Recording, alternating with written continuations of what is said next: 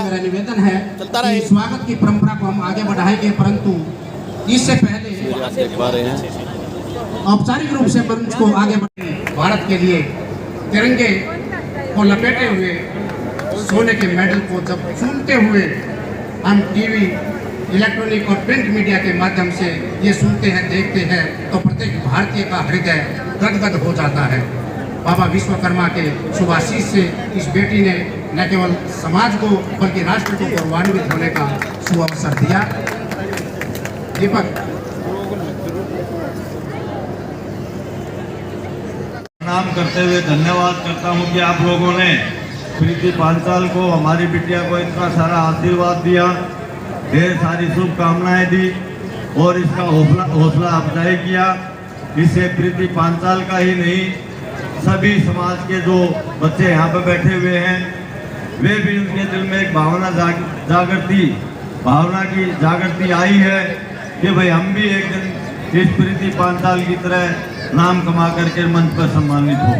तो इससे बहुत बड़ा हमारे बच्चों को इससे प्रेरणा मिलती है। और मैं प्रीति पांचाल को, अपनी बेटी को ये कहना चाहूँगा, आप ऐसे ही मेहनत करते रहे। मुझे पता है कि एक घर में पहलवान बनाने के लिए, एक घर में खिलाड़ी बनाने के लिए, एक घर में नेता बनाने के लिए उस परिवार की क्या हालत है मुझे अच्छी तरह पता है। ये तो एक खिलाड़ी है, ये नेता से बहुत बड़ी चीज़ है, देश का भविष्य है, इसकी भी आप लोग बढ़ चढ़ के मदद कर रहे हैं। मैं उसके लिए आप लोगों का बहुत बहुत आभारी हूँ और आप लोगों को बहुत बहुत धन्यवाद करता हूँ। और मैं आप सबसे ये कहना चाहता हूँ कि अपने बच्चों को खेल की तरफ, पढ़ाई की तरफ, शिक्षा की तरफ, राजनीति की तरफ प्रेरित करें। आने वाला भविष्य ही हमारे बच्चे हैं। जय हिंद, जय विश्वकर्मा, जय विज्ञान, धन्यवाद, नमस्कार। और दूसरा ये है, भी देवांगे, दूध भी देवांगे और भाई बादाम भी देवांगे। तो मैंने अपनी तरफ से अपनी बेटी को 11,000 रुपये नगद, 5 किलो बादाम और 5 किलो घी के पैसे, या 5 किलो घी 5 किलो बादाम भिजवाऊंगा और 1 क्विंटल दूध के पैसे अपनी बेटी को भिजवाऊंगा। नमस्कार, जय हिंद। धन्यवाद आदरणीय किशनलाल जी। और अब कार्यक्रम अपने अंतिम क्षणों में है। इससे पहले हमारे छोटे भाई बंटी डालमवाला, राजनीतिक अक्षतेज पर उभरते हुए सितारे, उनको सम्मानित करने के लिए कैप्टन गंगाराम जी हमारे बीच में हैं। मैं चाहूँगा कि कैप्टन साहब आप इस युवा साथी का, हमारे छोटे भाई का अभिनंदन करें, स्वागत करें, पगड़ी पहनाकर। बड़े भाई धर्मवीर जी हमारे बीच में हैं। मैं चाहूँगा एक बार फूलों का हार पहनाकर आप अपने छोटे भाई बंटी जसपाल का अभिनंदन करें।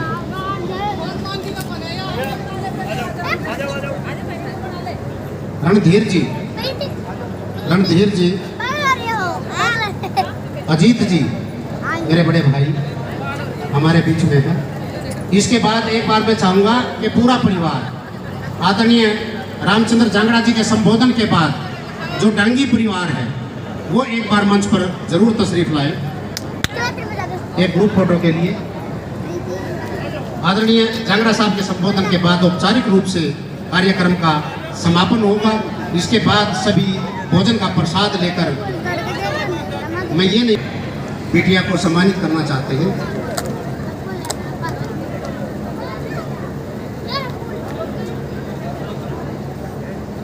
शुभ आशीष और उसी का परिणाम है कि 3 में से 2 बेटे तीसरी पंक्ति में है, बेटा भी और बेटी भी आज बहुत सम्मानजनक सरकारी सेवा में हैं और बेटे को 6 दिन पहले ही लॉ ऑफिसर के रूप में जिन्होंने ज्वाइन किया है। इस माता पिता को दोनों को बहुत बहुत शुभकामनाएं, बधाई। और मैं राजला जी भगत सिंह कॉलोनी से जयपाल जी, धीर जी, धर्मवीर जी चाहते हैं कि फूलों का हार पहनाकर और पगड़ी पहनाकर आदरणीय रमेश भौर जी का अभिनंदन करें, स्वागत करें। इसके बाद मैसेज मार्गदर्शन हम सब के लोकप्रिय उद्बोधन होगा। डॉक्टर साहब थोड़े जल्दी आ जाओ, मेरी तरह आपकी सर्दी कम हो जाएगी। बिटिया आओ थोड़े जल्दी।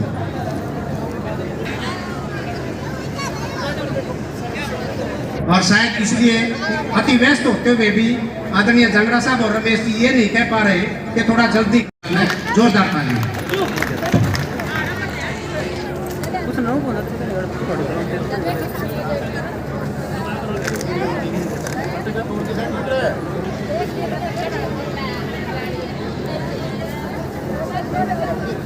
ताई रुक जा, ताई रुक जा। एक एक आओ, एक एक।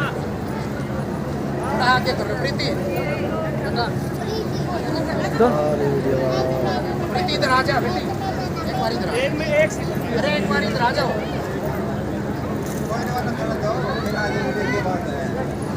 याद रहेगा ना क्या?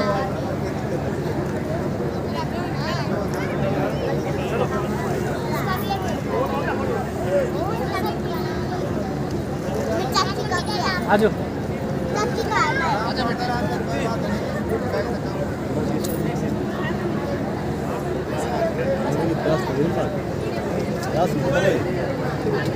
थोड़ा सा इधर हो जाओ, थोड़ा सा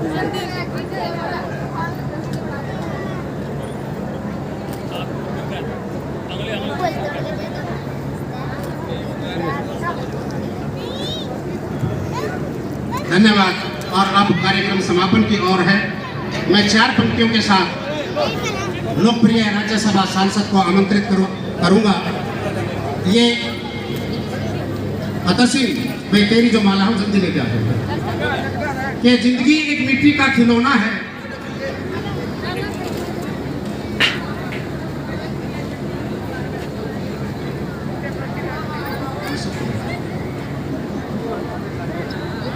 भाई जो खड़े हुए हैं वो बैठ जाए। लगभग 1000 मंच संचालन भी किए हैं। मैं पूर्ण विश्वास के साथ कह सकता हूं कि आदरणीय रामचंद्र जांगड़ा जी के वक्तव्य के अनुरूप उनकी जो वक्ता शैली है बेजोड़ है। पानीपत में भी 2-3 बार उनका मंच संचालन करने का सौभाग्य प्राप्त हुआ। समालखा में अभी जब विश्वकर्मा समाज की प्रतिभाओं को सम्मानित किया तब भी श्री आदरणीय जांगड़ा साहब का उद्बोधन सुने, उनका संदेश सुने। आदरणीय जांगड़ा साहब के श्री चरणों में निवेदन। Sir please welcome. जोरदार तालियां। साइड में जी भाई साहब, थोड़ी साइड में।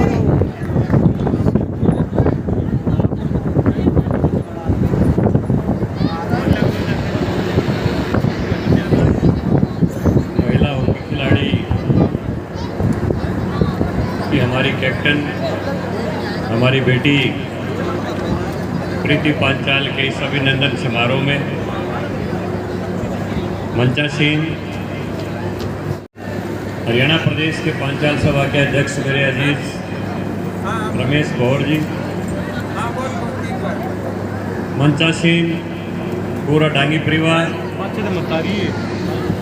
और अन्य सभी मेरे प्रतिष्ठित विश्वकर्मा समाज, पांचाल समाज के, जांगड़ा समाज के सभी मेरे बंधु और सामने उपस्थित अधिकतर हमारी माताएं बहनें बैठी हैं, कुछ भाई भी बैठे हैं और प्यारे बच्चे। हमारी बेटी प्रीति पांचाल ने हमारी हॉकी टीम का नेतृत्व करते हुए जो उपलब्धि प्राप्त की है, इससे हर परिवार एक प्रेरणा ले सकता है कि आदमी के हौसले के सामने, उसकी हिम्मत के सामने कोई बाधा, कोई रुकावट कभी भी आ नहीं सकती है। एक कहावत है,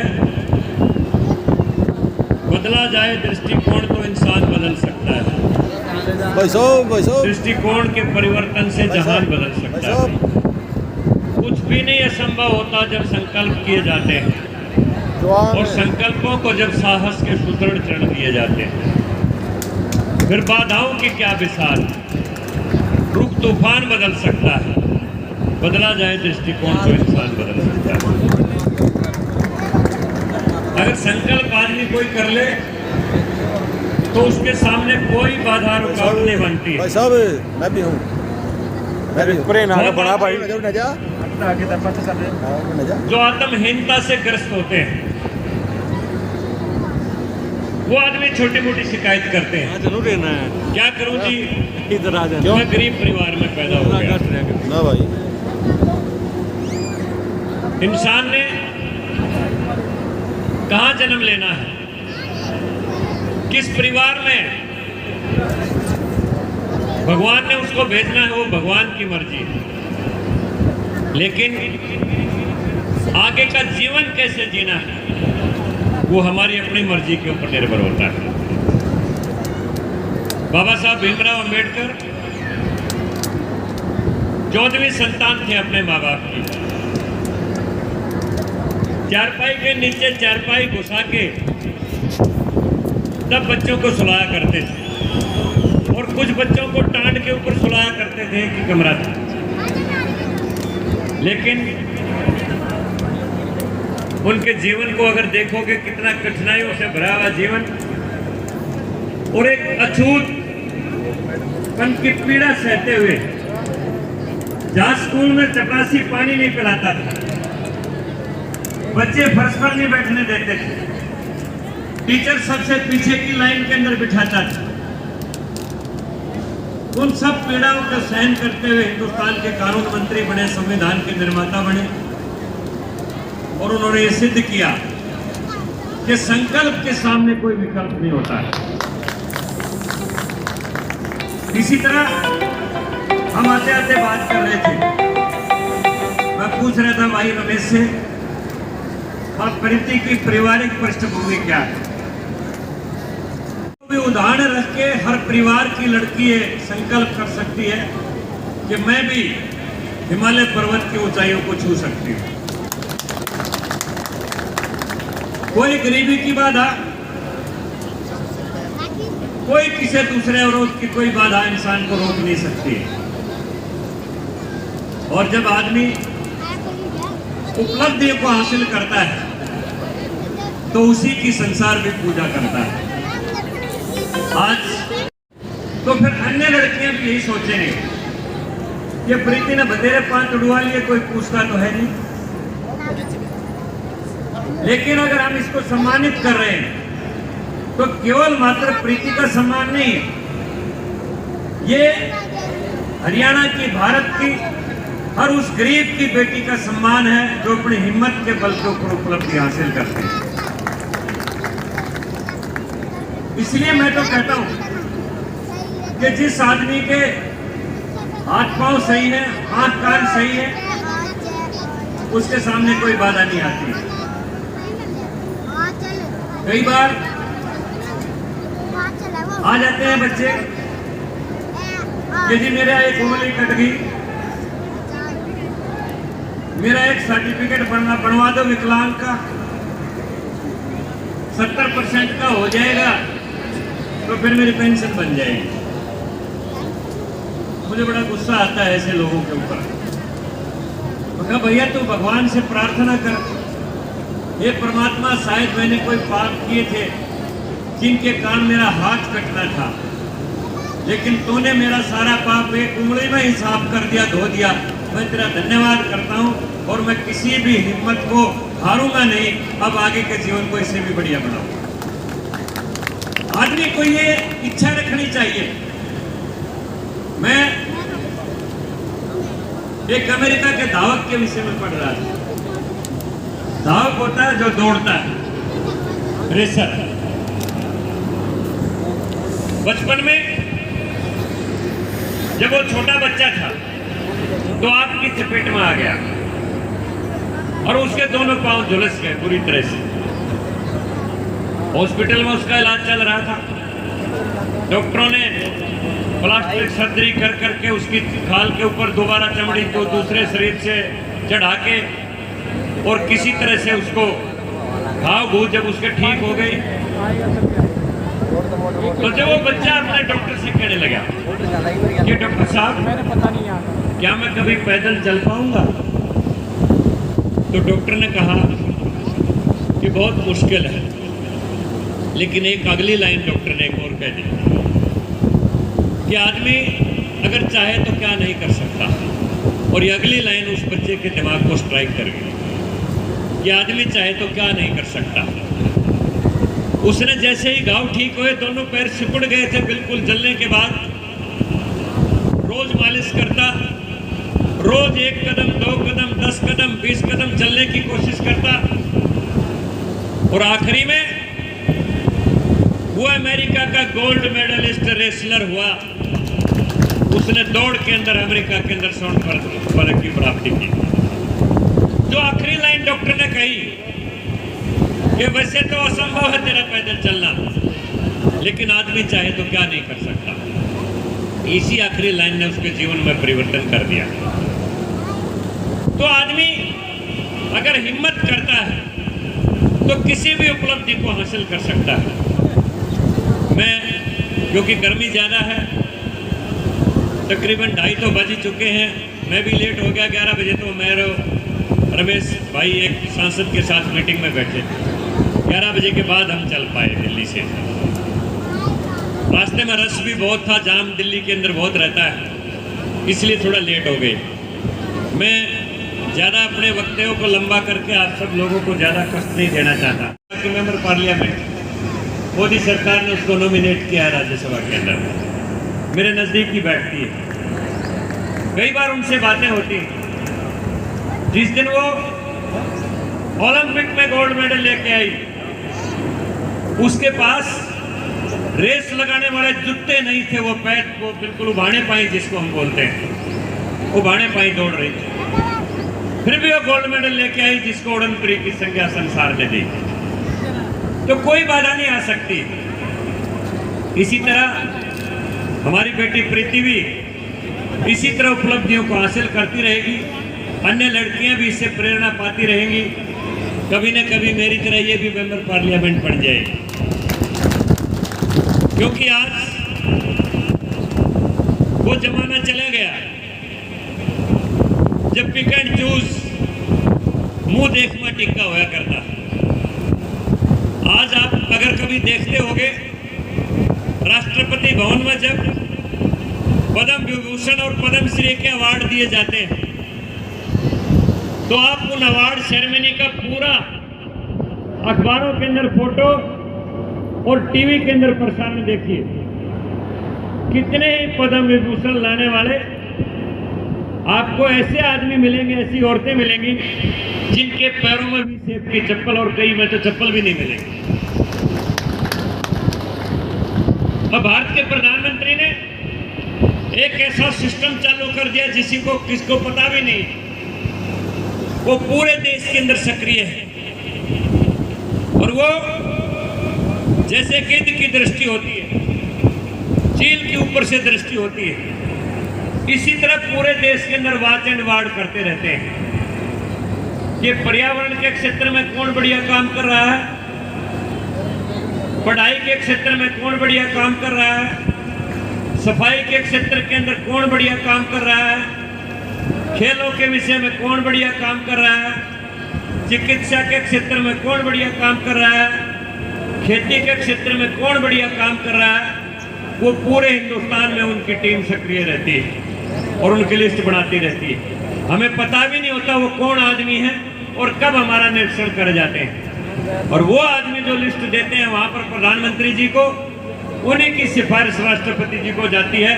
और तभी ऐसे ऐसे लोग जो समाज के लिए हित में काम करते हैं विभिन्न क्षेत्रों में, वो पद्म श्री और पद्म विभूषण राष्ट्रपति जी के हाथों प्राप्त करते हैं, जिनके तन पर कपड़ा नहीं होता, पैरों में जिनके जूते नहीं होते। अब पिक एंड चूज का जमाना चला गया। जो आदमी सच्चे रूप में समाज की सेवा करता है, चाहे वो गरीब है चाहे अमीर है, उसी को सम्मान मिलता है। तो मैं विषय को लंबा ना करते हुए अपनी बेटी को शुभकामनाएं देता हूं और उम्मीद करता हूं ये और भी ज्यादा ऊंचाइयों को छुए। और अन्य जो बेटियां हैं उनको भी यही कहता हूं कि प्रीति से प्रेरणा लेकर अपने जीवन को इसी तरह रोशनमय बनाएं। आप सबका बहुत बहुत धन्यवाद। की उम्मीद, हम सब की आशाएं आपके ऊपर हैं। इतनी बड़ी उपलब्धि के बाद भी आदरणीय कौशिक साहब से मैंने चर्चा की, उन्होंने कहा कि जी 20 तारीख को बेटी को बुला लो, गडकरी साहब भी आ रहे हैं और सीएम साहब भी, हम मंच पर सम्मानित करवाएंगे। लेकिन बेटी को 22 तारीख को आज ही सुबह छुट्टी मिली और 4 बजे बेंगलोर से चली। मान्यवर, मुझे इन पगडंडियों का नहीं पता, रास्तों का नहीं पता, आप हमारा मार्गदर्शन करेंगे और हम आपकी उंगली पकड़कर जहां आप आदेश देंगे हम उपस्थित होंगे, हाजिर होंगे। आपसे निवेदन है कि इस बेटी को, आपकी अपनी बेटी को जो यथोचित सम्मान है, जो इंडिया की कैप्टन को मिलना चाहिए, चाहे वो चंडीगढ़ की दौड़ हो या दिल्ली की दौड़ हो, मान्यवर आप हमारा वो मार्गदर्शन करें और इस अपनी बेटी जैसे फैसला। जैसा मैंने अपने वक्तव्य में बताया, क्या वो जमाना गया जब सिफारिशों के आधार के ऊपर या पैसे के आधार पर किसी को कोई भी इनाम मिलता था। अब वो जमाना नहीं, अब ये मोदी जी का राज है, मनोहर जी का राज है। और आप चिंता मत करिए, पहले क्या होता था, 90-95% का बच्चा बेचारा मुंह लटका के आता था कि मेरी तो नौकरी नहीं लगी, और 30% का फैसिलिटी वो हाथ में सिलेक्शन लेटर लेके आता था कि मेरी तो नौकरी लगी। और जब उससे पूछते भाई तेरी नौकरी कैसे लगी, लगड़ी तो बुआ संगी खटवाड़ी दे रखी। कह तो इतनी बुआ लाओ जो सारिया ने संगी खटवाड़ी दे दो। कह तो जब नौकरी मिले कर रखी है वो खिला धरना पड़े। अब वो जमाना गया, क्यों बाजार हरा जमाना में नहीं था ना, अब वो जमाना गया। अब जो बच्चा पढ़ेगा वही आगे बढ़ेगा, चाहे वो खेल में हो और चाहे शिक्षा में हो। और जहाँ तक बात है प्रीति की, इसके वो एक बार इसका सर्टिफिकेट वगैरह सारी कॉपी मुझे दे देना। जो इसको बेस्ट से बेस्ट सम्मान हिंदुस्तान सरकार से दे सकते हैं, हरियाणा से दे सकते हैं, वो मिलेगा, उसमें कोई चिंता की बात नहीं। धन्यवाद सर। और अंतिम समापन से पूर्व अंतिम 1 मिनट हमारे बीच में गुड़गांव से आदरणीय राजेश जी माथुर साहब,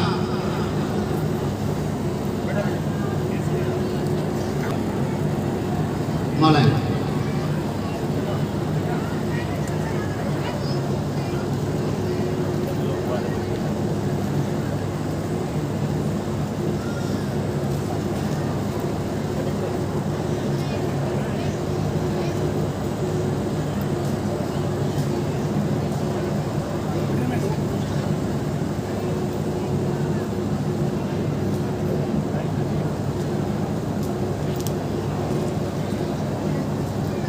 और बेटी प्रीति पंचाल हमारी पुत्रवधू है, वो एक बार मंच पर आए।